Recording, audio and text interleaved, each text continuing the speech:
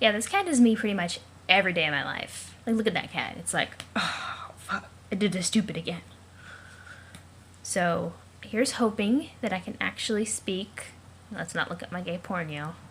It's actually not even gay porn. It's like, I watch massage videos to go to sleep. They're like the most relaxing thing in the world. And there's an account on GayTube that has like the best massage videos ever. And I'm just like... And then somebody starts IMing me. Popcorn. It's relevant. Anyway, yeah. So, if you're wondering about the incriminating tab, it actually wasn't GayTube. I've left GayTube up on like 2 videos, I think. I know, I have a weird smattering of videos out here. Actually, this is really fun. I'm watching an Amiga long play of a sequel pack to Lemmings, that old video game where you basically kill a bunch of tiny green critters in very violent ways. Like this one smashes them, and he has exploded several of them. Like, I'll mute the video and watch. Boom. There they go. Poor little green critters. Yep. Okay, so. Time to return home. You have returned home to find a variety of devices deployed throughout your house, and a variety of fires threatening to burn it down. Put out fires. Sploosh. Aw, I like the varying body types of the Carapacians. That's cute. Oh, I would be so pissed. You quickly put everyone on bucket duty to douse the flames. Now you guess you understand where your mom left all these buckets in the house?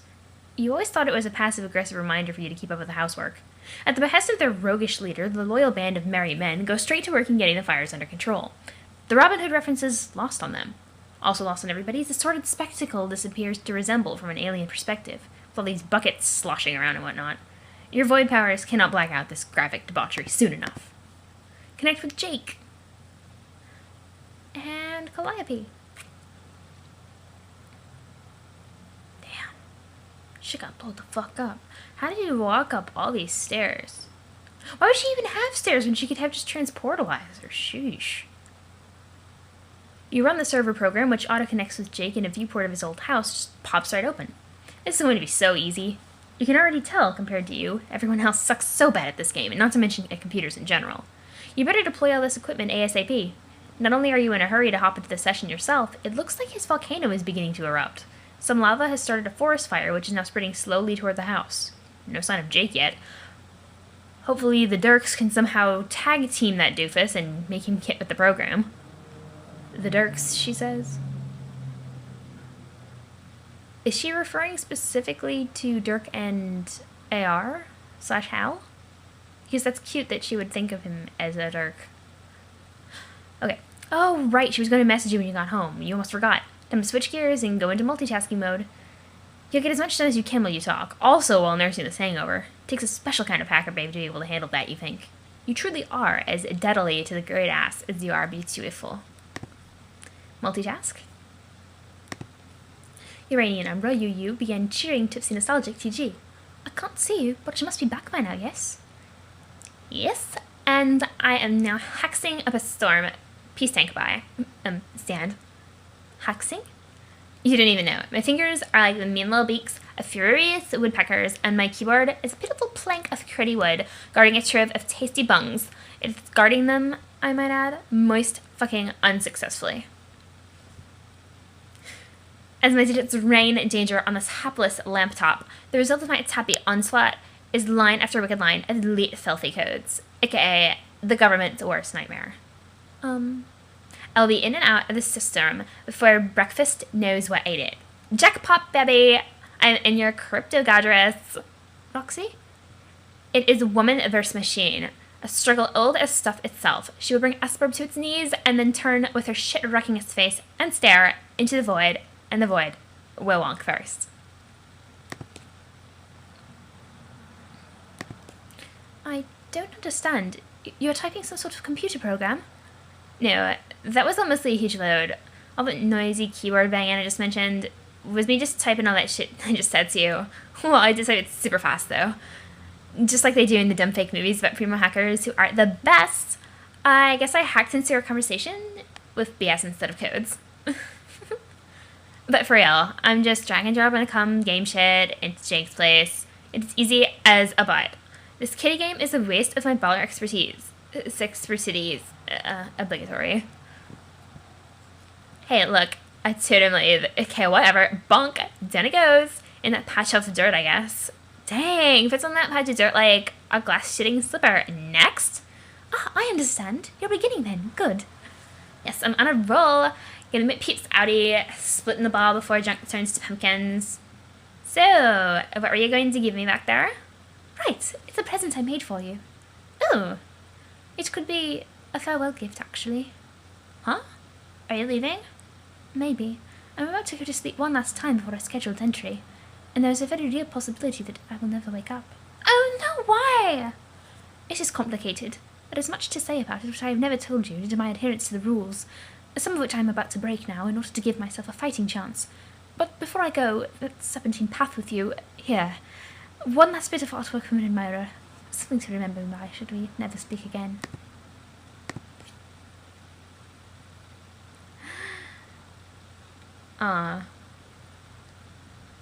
It was supposed to be cute, but knowing what I know and knowing what pretty much everybody knows is, wow, hell's creepy.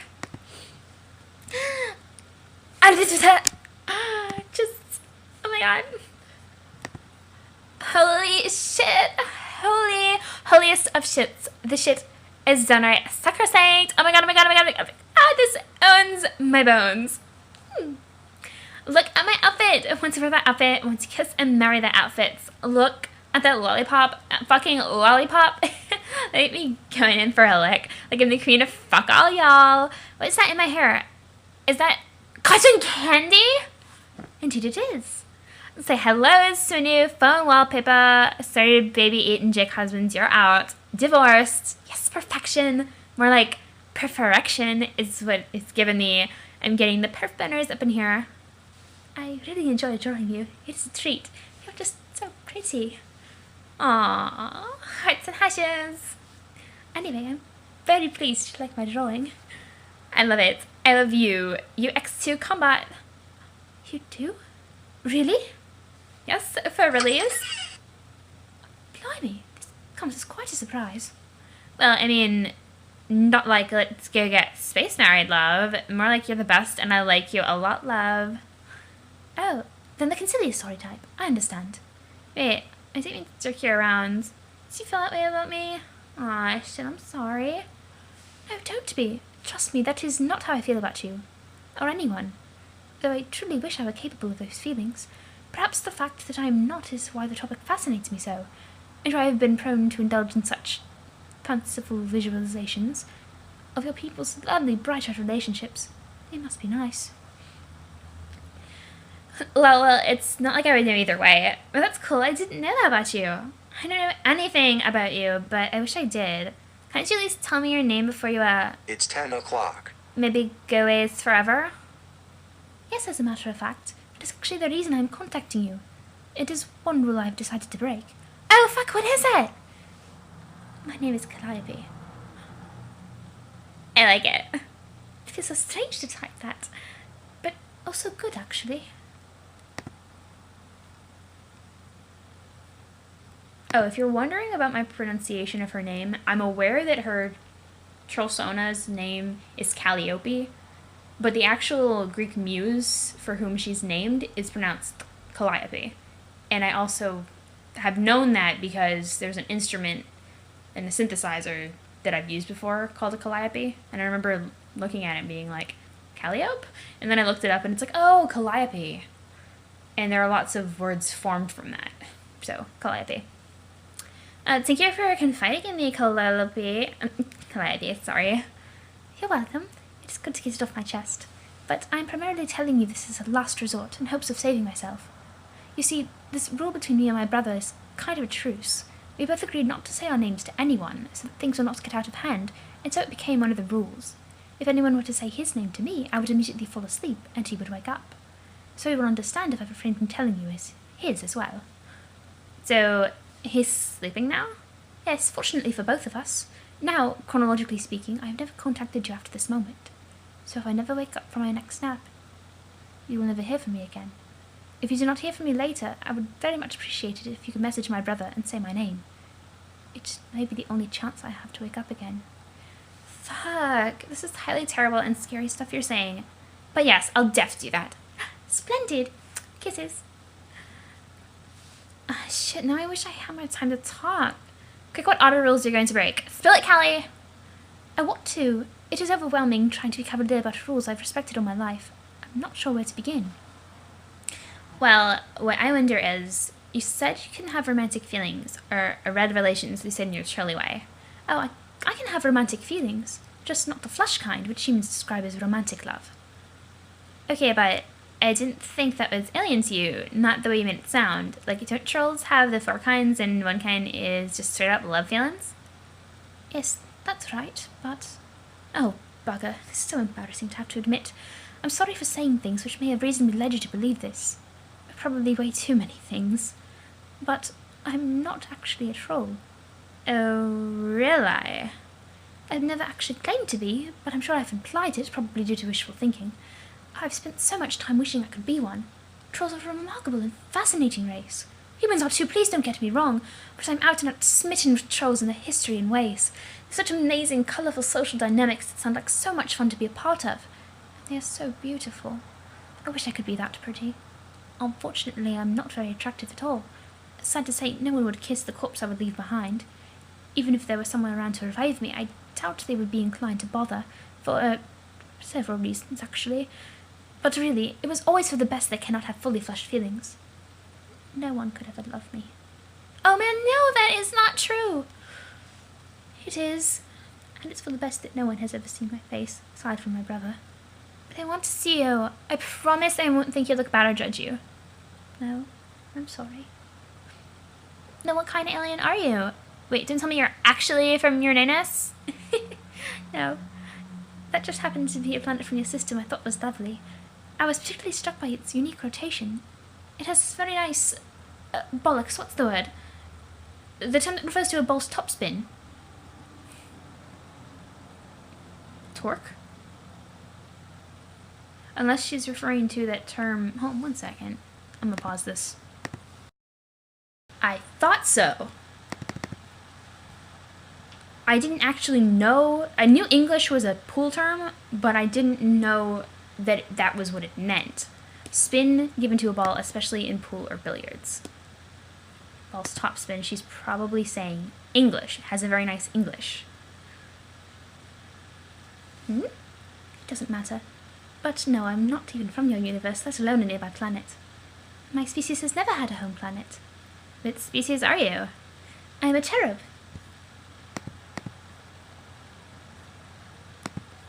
Oh my god, that is amazing. Like you have wings or such? No, I doubt I'm what you're picturing. But aside from a few superficial similarities, we are very different from trolls and humans. We are not a social race. We generally not even encounter another of our kind unless it is time to mate. And when that time comes, our courtship is nothing like it is for humans. It is highly confrontational and violent. Sounds so lonely, plus with hex of tricky sex. It is lonely, but that is in our nature to be alone, just as it is to find attraction through contempt. Now that I think about it, I should have known. I've been so foolish. Known what? About the nature of my game session. I believed he and I could play together even under unique biological circumstances. I was so daft, I thought Sky had actually made an exception for us, and then we could overcome our conflicts, work together and fulfill the game's minimum requirement of 2 players, one of space and the other of time. Minimum requirement. One of space and time, yeah. Something I talked about with somebody once, and you need to make a mental note of that. Now I have the canon proof. But I was always fooling myself. It is now clear only one of us will survive. My Skyan visions have misled me, or I have blinded myself to their true meaning. This was always meant to be a session of one, and I'm finally starting to understand the reality of that could have consequences more horrifying than we could begin to imagine. How? The thing is, you don't know him like I do. As hard as it may be to believe, he is even worse than you think. And it's all such a shame, not just because of that. It is a shame that I won't be able to play, I guess for selfish reasons. I was so looking forward to it. I really thought I was going to be someone special, that I could use my abilities to do something no one had ever done. Hey, you are being so defeated. Stop that. You don't know you won't play. We haven't even tried the wake-up call yet, remember? Yes, you're right. Much like Sky, I've succumbed to a gloomier outlook lately due to recent setbacks. So what's going to be special about your game? Aside from the fact it's just your fuckhead bro in you. Well, I was always led to believe I would be an extraordinary type of player. Both of us would be. We're both assigned extremely rare and powerful classes. They're the two master classes. Oh yeah? What is yours? Mine is the most passive on the scale, a class designated for females only. I am the Muse of Space. Sounds pretty cool. What's a Muse do? I'm not entirely sure. I was hoping to discover that on my journey. Anyway, here's the other master class, the most active class of all, reserved for male players. What is it? Roxy, I think we may be getting a wee bit carried away with trivia here. There's so much to do. You have to focus on getting to safety. Well, I need to prepare myself for what I hope will be a short nap. Okay, you're right. Sigh. I'm worried about you, but optimistic. I will call your name like 1,000,000 times and shout it into the void every chance I get, till you come back. You're a good friend, Roxy. Please take care. Uranian number, you use, cease cheering, tipsy nostalgic, TG, and my eyes are watering. Oh shit. I'm getting way too into character here.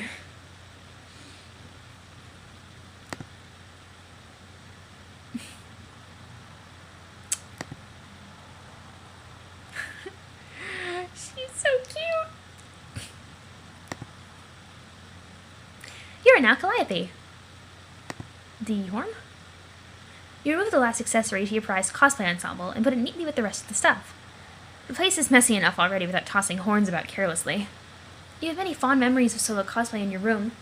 It's a lot of fun and alarmingly comfortable to just lounge around in your room in character. You really hope you'll get the chance to put it on again after your nap. Well, maybe not the face paint. You don't wear that so much anymore. He gets especially furious when you do. Examine artwork. And I've been on the artist's page who does her artwork. It's just so cute. Whoever you are, and if you happen to be watching, your art is awesome, and I love it. Hey. The Rocks is the Fawns. These are just a few of the many drawings you've done over the years, celebrating your absolute all-time favorite characters. You mean friends?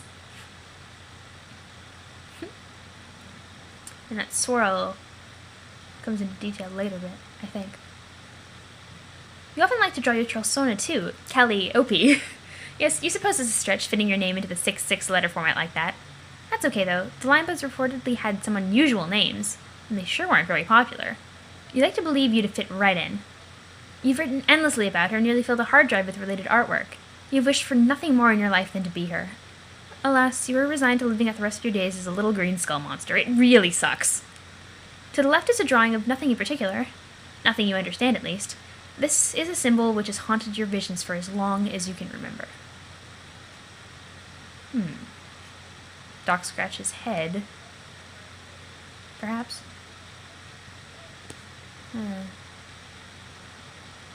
And maybe something of Lord English? Examine Ness.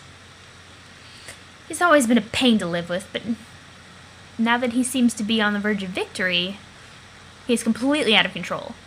During one of your recent naps, he apparently threw a full-blown tantrum and dumped a whole bunch of meat and candy on your side of the room. He also broke your lovely chessboard in half and scattered the pieces about, most of which are now missing. Talk about a shitty roommate. She's so cute! I can't handle it.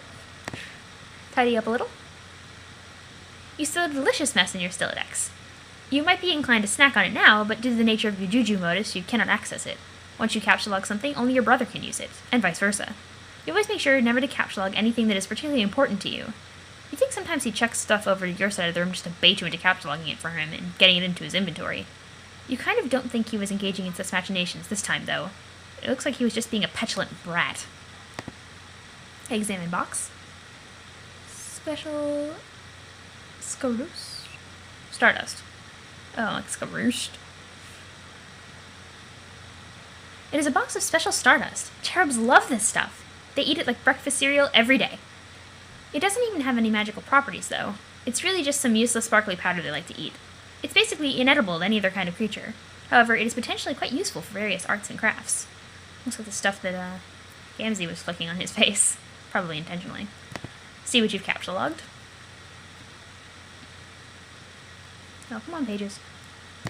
Load.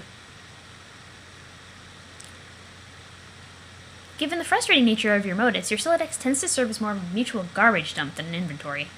You're almost afraid to look at what he's left for you in here. Calliope is a brutal, hideous bitch. Not good at chess. Your death will be your single greatest achievement. Your friends will be happy.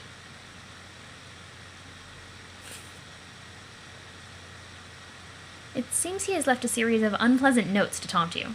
Recently, he's taken an interest in learning to draw, which you think is an extremely generous way of putting it. He has always shown such contempt for art in general. Maybe he's finally trying to expand his horizons? When you die, I will paint everything with your blood, even my words. Like this. Or maybe he's just looking for yet another way to stick it to you. Check out Green Tome. Roxy? No, Rose. Rose. I'm like, getting way too excited. Saying the wrong names. Making absolutely sure not to capture log it, you remove your tablet, which you use to pen all the striking visuals related to your favorite epic. The ancient tome there is your chief source of information about said epic. It was written by a legendary seer of light many ages ago. While there are some mysterious holes in the account, dark spots if you will, it nevertheless remains an indispensable resource. It's Rose's account of the game, huh? Open it up?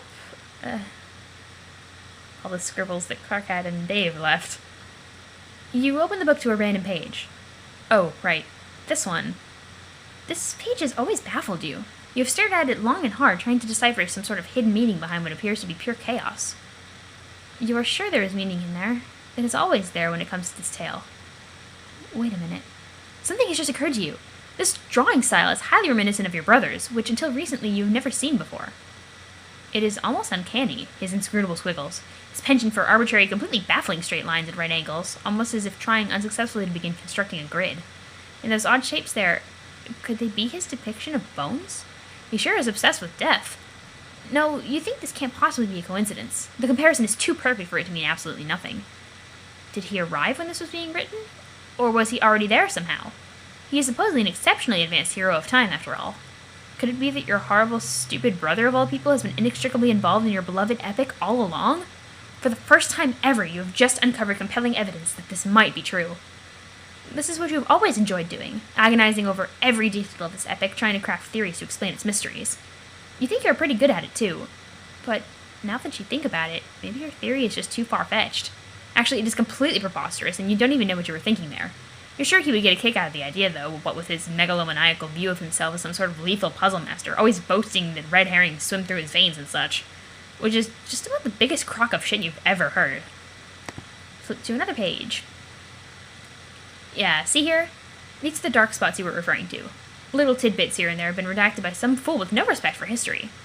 Looks like he used some kind of peculiar indigo ink. Frustrating enough, most of the redactions target any piece of information about the indestructible demon who is either directly or indirectly behind every terrible event in the story. Everything about him, like where he came from, information about his manipulative right-hand man, his agenda, his abilities, his name, all of it has been voided out. With indigo ink. Oh, Sequis's blood, blah. Most of the other blotouts seem to target one member of the post-scratch troll group. Someone who drinks a lot of soda. These omissions strike you as much less consequential. Frivolous, even. Whoever that guy was, he sounds like he was easily the least important character in the entire story. Examine Black Tome. It's some sort of programming book. You don't care much for programming, but you've adapted it to be a fanfiction journal. You filled it up completely with your most colorful headcanons and romfics. You've also pasted in some of your artwork, turning a rather dreary manual in some morbid, tilde-heavy language into a scrapbook. Lively scrapbook. Many of the stories involve Callie, and all of them involve heavy themes of romance, particularly the other 3 quadrants, which are completely alien to you and therefore especially titillating. Open it? No, you'd rather not. Down that road lies only endless embarrassments. The things you made sweet, innocent Callie do. If you had a bed, you would scoot the whole dang thing underneath where no one could see. And also, if that hypothetical bed wasn't in neutral territory. You don't even want to know what he'd do with it if he got his hands on it. Retrieve wand? Hey. The white wand is your weapon of choice half the time. Magic is very handy. Some believe magic to be fake, but you know better than that. Of course, if anyone tried using this wand right now, it sure would seem like magic wasn't real. Can't very well use magic when your wand is out of bullets. Load wand. Yay. Magical morphing pistol. Why is she so cute? Somebody's explained to me how she is like the most cute thing ever. You load your white magnum. You wouldn't trade your dueling weapon for any other. Dueling, yes. It is lightweight, elegant, and precise, like a conductor's baton with stopping power. Your brother's favorite weapon is a little more heavy-handed. To each his own, you guess. Examine chest. This is your juju chest. You keep your juju inside it, surprisingly enough. Let's have a look inside. I'm sorry, I'm just gonna be squealing on like every page. She is so precious. You gaze upon your dear, sweet, precious, sweet juju. It is the most beautiful thing you've ever seen in your life. How your brother would love to get his grubby claws on it, and how you would love to get yours on his, for that matter. Suddenly it becomes painfully clear that we aren't going to get a look at the thing. At least not for a while. How typical. Why don't we stop wasting everyone's time, shut the lid on this lousy MacGuffin, and get on with it? And you called it a MacGuffin. Holster magnum. You neatly put the weapon where it belongs. No need to wear it, since you'll be preparing for your nap soon. You kind of wish straightening up your room didn't feel so much like getting your affairs in order. Examine other chain. This is the chain you shackle your other leg to when you're about to go to sleep. You are the only one who is able to unlock it. Both chains are totally unbreakable, and their anchors are immovable from the wall due to a mysterious juju enchantment. All juju enchantments are equally mysterious. Each is more equally mysterious than the last. That's a logical fallacy. Sleeping with shackled legs doesn't make for very comfy slumber. Still, it's advisable to stay in the habit unless you want all your belongings to get messed with. Check out bed. Yeah, she's got the same problem I do with my brother. Or at least did when we lived together. Like you said, you don't have a bed. You have a sarcophagus. Remove cover. Every time you wake up, you're always sure to put the lid back on neatly. Considering you virtually always find it exactly where you left it, you doubt your brother is anywhere near as diligent about making the bed. Wait, you mean sarcophagus.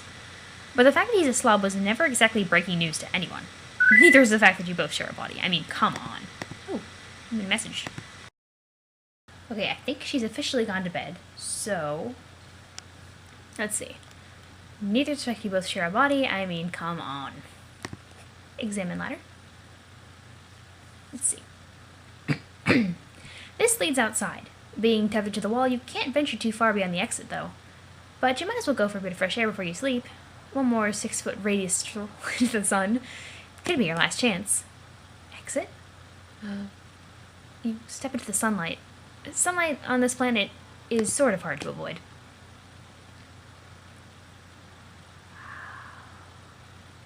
It comes in great supply from your planet's star, a massive red supergiant. Wouldn't that be hot as fuck? Your world is so old, its star is reaching the end of its life cycle. It may collapse any day now. Look around one last time. Whatever way it is you finally depart this world, you're going to miss this place.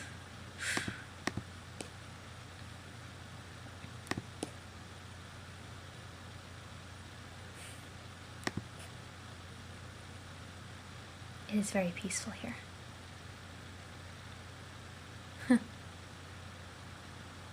Guess that implies that they didn't keep any of those things that she has.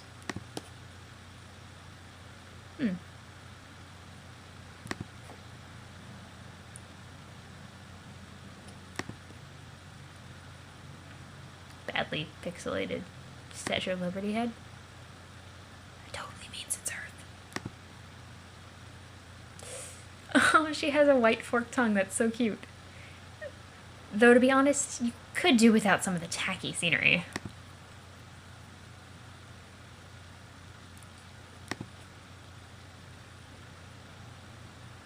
So many of them.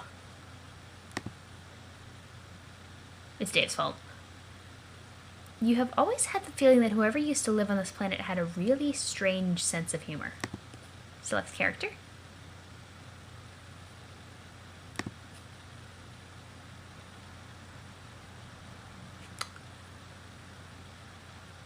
Oh, okay. We're doing it again. which I guess I'll do next time. Undying Umbra, Yu began jeering Uranian Umbra, Yu.